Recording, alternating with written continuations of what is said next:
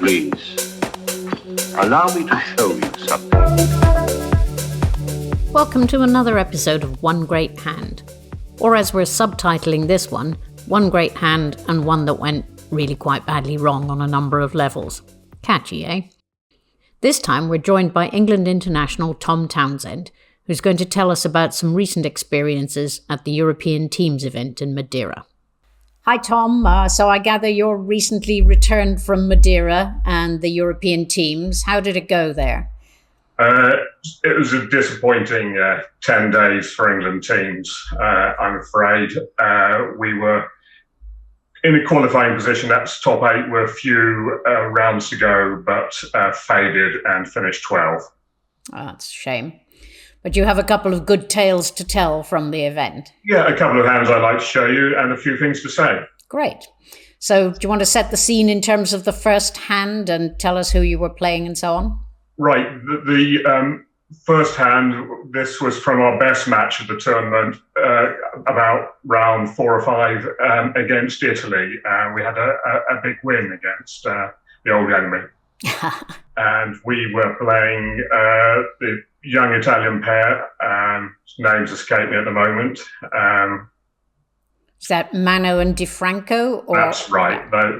And the pair holding our cards at the other table, more significantly, were Alfredo Versace and Antonio Cimento, very experienced, many times world champions. Indeed. In fact, Versace's already featured in another one of these videos as an opponent, so he's a recurring theme here. Right. We bid as follows. I had 10 tricks. I thought it was worth 2 clubs. That's game forcing or 22 to 23 balanced. Felt like an obvious bid to me, although Versace opened 1 club and missed the slam. I saw that they didn't open 2 clubs in the other room, and in fact then they got a spade overcall, didn't they? That would have made it more difficult, but we had an uncontested auction. My partner's Ben Hanley Pritchard responded with 2 diamonds waiting. It's not particularly a negative bid. He didn't want to bid 3 diamonds positive and take the space away. Okay. So I really bid the obvious 3 clubs, and he made the very good practical decision to raise me straight to 4 clubs. He could have bid 3 diamonds. Some pairs played out of Stayman, by the way, but we don't. But he thought, ace Doubleton, that's good enough support for a hand which opens 2 clubs and rebids 3 clubs. He's done well, I think, to do that with a Doubleton. A lot of people would feel that might be a little risky. Yeah, very well judged, and made the rest of the auction relatively easy. Now, I cubed 4 hearts, and this denied diamond control. So over 4 hearts, with any hand without diamond control, Ben would have signed off in 5 clubs, ending the auction. But he did have diamond control, and he might just have bid 6 clubs now, actually. But he made the fine technical bid of 4 spades. Now, this is an interesting bid because he doesn't have spade control. But it's the last bid he had available between 4 hearts and 5 clubs, as 4 no trumps would have been running key card Blackwood. And what 4 spades said, it just said he had a diamond control. Right. The controller was missing. Yes, because he wouldn't assume that you were missing, that there was any risk that you were missing a spade control on the auction. No, so I far. can't be uncontrolled in 2 suits. Exactly, yeah. He opened 2 clubs. It just wouldn't be a 2 club owner. So it's actually a really useful bid, isn't it? It's a really useful bid, a good technical bid. And one of the things I want to say is very interesting is that one of the commentators on BBO thought that I didn't understand his bid. Which is a strange thing to say and also rather insulting. Yes, quite. Suggests that top international player doesn't understand his partner. A last train bid, yeah. And I think it's disappointing that people can't get a good commentary of an event like the European Championships. Yes. If you want to follow the world chess candidates, there's a choice of professional commentaries online, grandmasters and colour commentators. in video explaining every move. Bridge, you can't seem to get that. There are some Barry excellent Nigel- ones around, aren't there? But I think they're not there for every match by any stretch.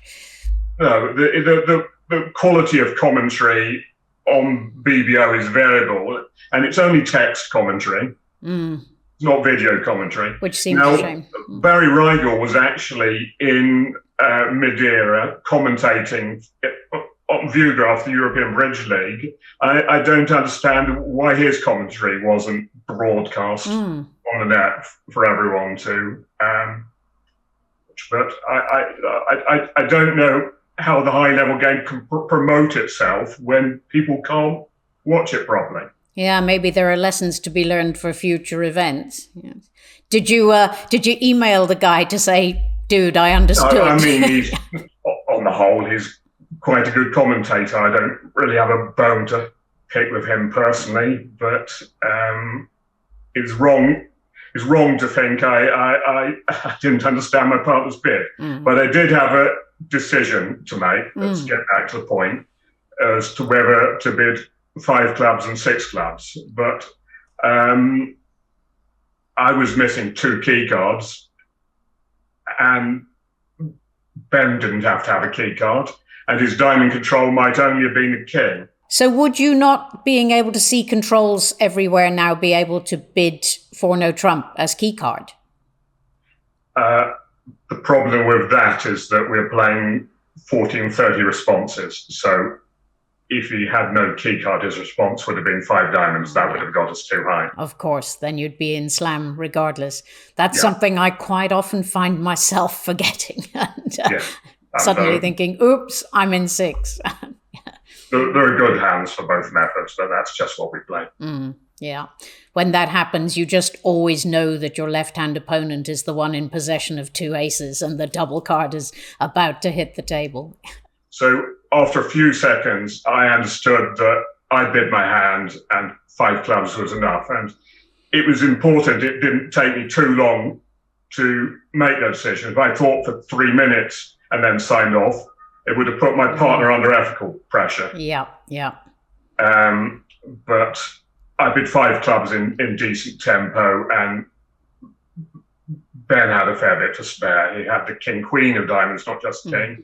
The ace of trumps could never be a bad card, and he had the queen of hearts to spare as well. He bid 6 clubs, and there was nothing in the play.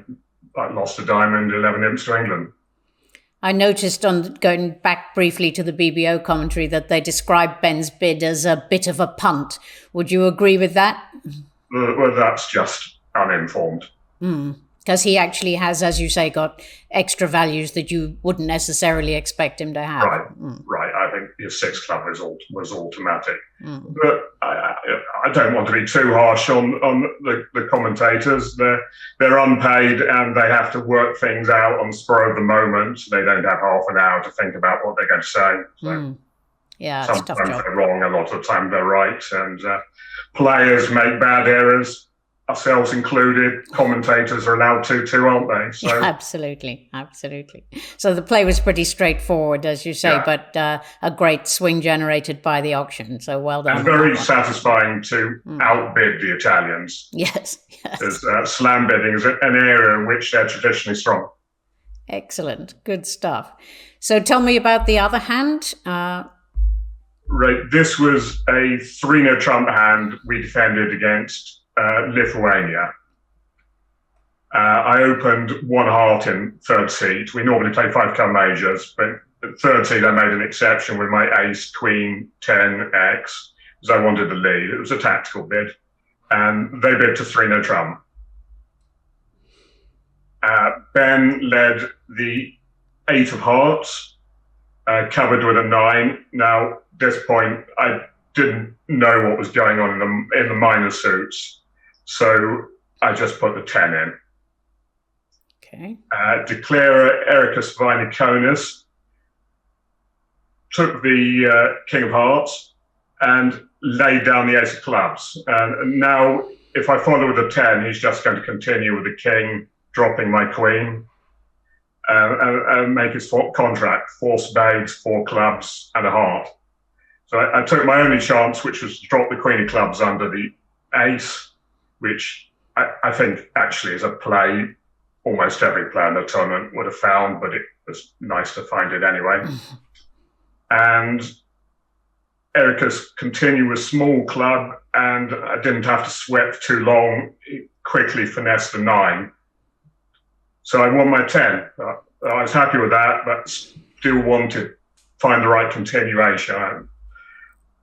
Which I did. I put Jack of Diamonds on the table to the King and Ace.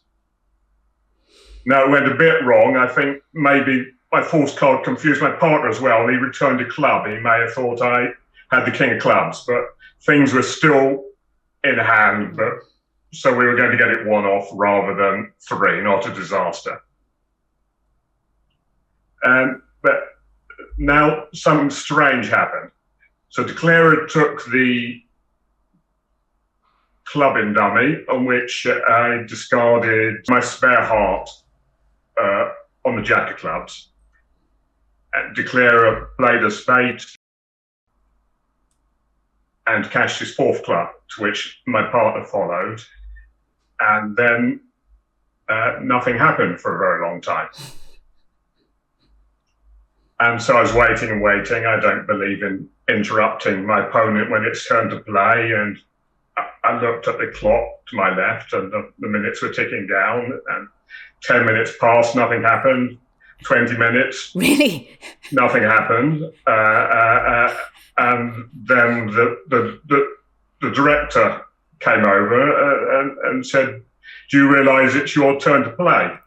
And I said, "Well, as far as I'm concerned, it's not." And then Dummy said, "Yes, a diamond was played 20 minutes ago." And I said, "Well, as far as I'm concerned, it wasn't played.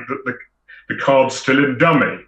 You didn't place it in a played position." So he said, "Yes, the diamond was discarded from dummy." So I said, "Okay, well, I have no problem now. I discarded a diamond. The carer cashed his tricks down 1 for down 1." And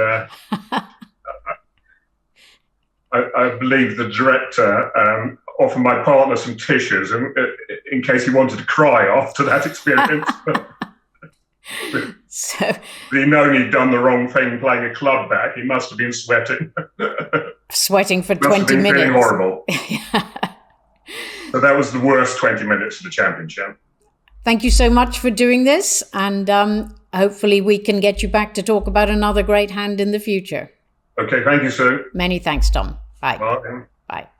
One of the ViewGraph commentators noted that they awarded Tom the prize of Thinker of the Tournament on the basis of that second hand, and of course he rightfully deserves a reputation as a thinker about the game regardless of that mishap. I suspect I'd get rather less grace before my opponents deduced that I'd simply fallen asleep. In my pursuit of a reputation as a thinker, I'll be interviewing and learning from many more great players for these short videos. Be sure to catch the other episodes of this and our other series by subscribing to our channel on YouTube. It's completely free, just click the little red button under the video. See you next time.